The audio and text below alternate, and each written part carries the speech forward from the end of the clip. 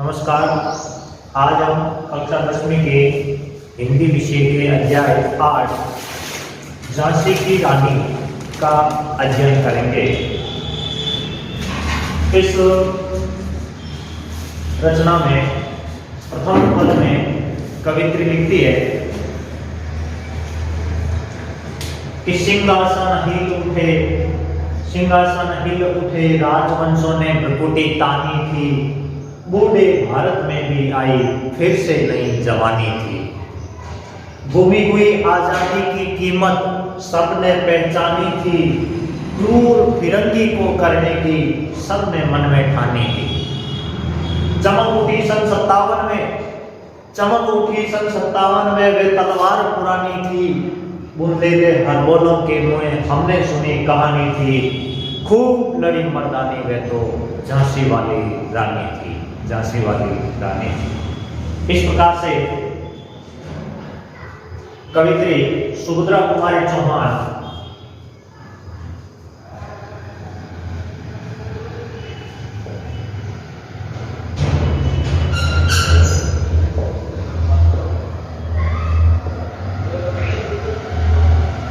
ने इस पद्य में स्वतंत्रता संग्राम अर्थात 1857 की क्रांति का परिचय करवाया है। और सर्वप्रथम हम इसमें आए हुए कठिन शब्दार्थ देखते हैं।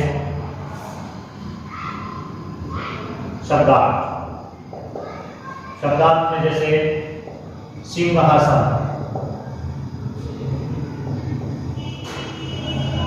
सिंहासन का मतलब होता है जैसे राजगद्दी, राजगद्दी। हिल उठे राजवंशों ने भ्रुकुटी तानी थी, राजवंश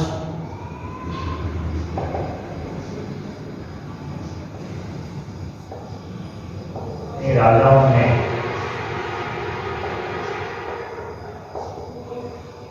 भ्रुकुटी, भ्रुकुटी का मतलब होता है भुएं, भ्रुकुटी तानना, भुएं तानना, भुएं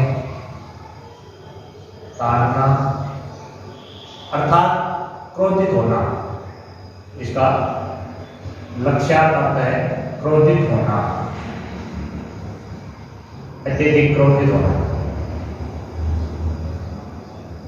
ऐसे बूढ़े भारत में भी आई फिर से नई जवानी थी। घूमी हुई का मतलब खोई हुई, जो खो चुके थे। क्रूर फिरंगी को करने की, फिरंगी का अर्थ है अंग्रेज।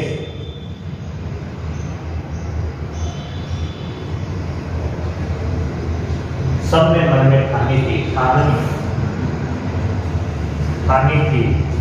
इसका मतलब संकल्प ले रखा था।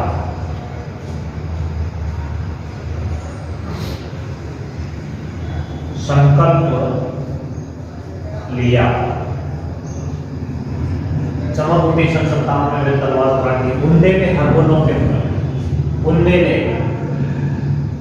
बुंदेले का अर्थ है बुंदेलखंड के निवासी, बुंदेलखंड के निवासी। हरबोलों के मुँह, हरबोले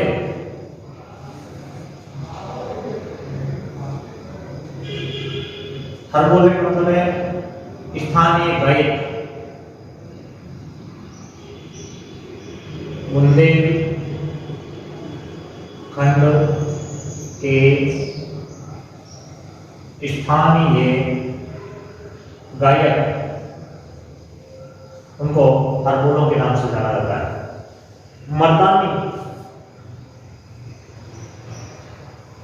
मर्दानी का मतलब होता है पुरुषों की भांति, पुरुषों की भांति। इस प्रकार इसमें ये कठिन शब्दार्थ है। अब हम इसके सह प्रसंग व्याख्या करते हैं। तो प्रथम बिंदु इनका संदर्भ व प्रसंग, और संदर्भ व प्रसंग के अंतर्गत हम लिखेंगे कि प्रस्तुत काव्यांश हमारी हिंदी पाठ्य पुस्तक सीरीज में संकलित कवित्री सुभद्रा कुमारी चौहान द्वारा रचित झांसी की रानी शीर्षक कविता से उद्धृत है। इसमें कवित्री ने 1857 के स्वतंत्रता संग्राम का परिचय करवाया है। फिर लिखेंगे व्याख्या, दूसरा बिंदु है व्याख्या। व्याख्या नाम लिखेंगे। इसमें कवित्री कहती है कि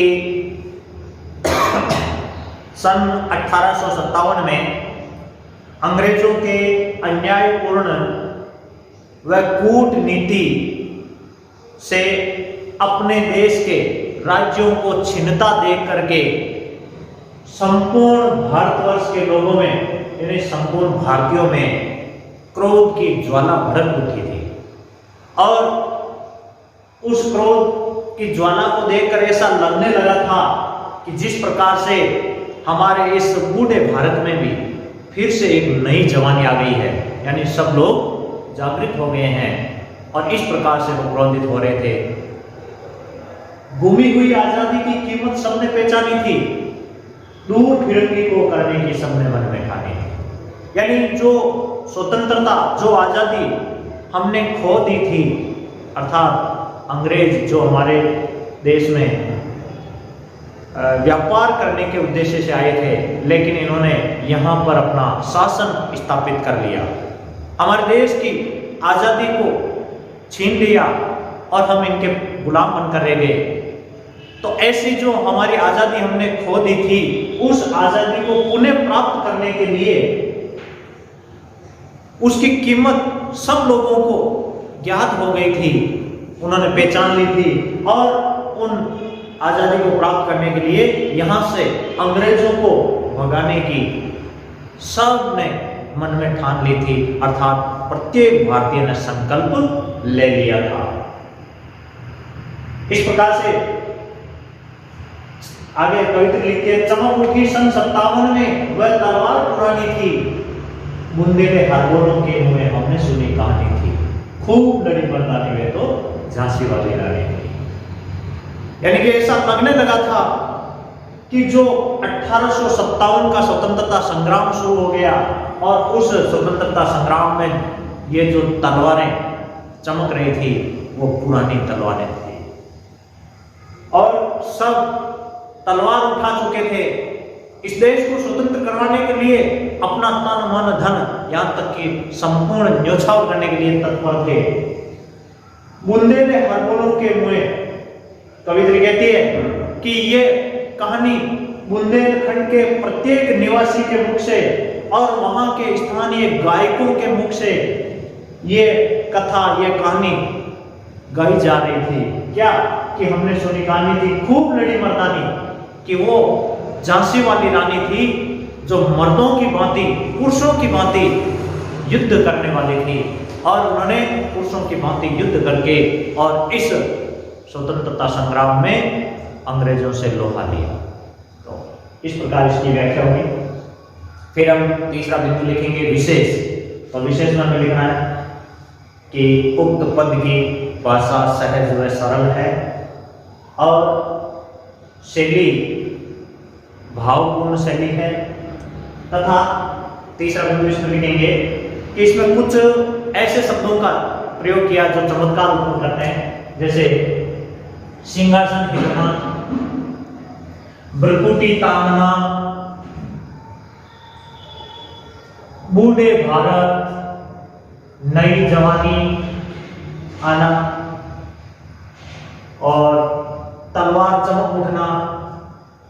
तो इस प्रकार ऐसे शब्दों का प्रयोग किया है जो लक्ष्यार्थ अर्थ प्रकट करते हैं, अर्थात इसमें लक्षणा शब्द शक्ति का भी प्रयोग हुआ है।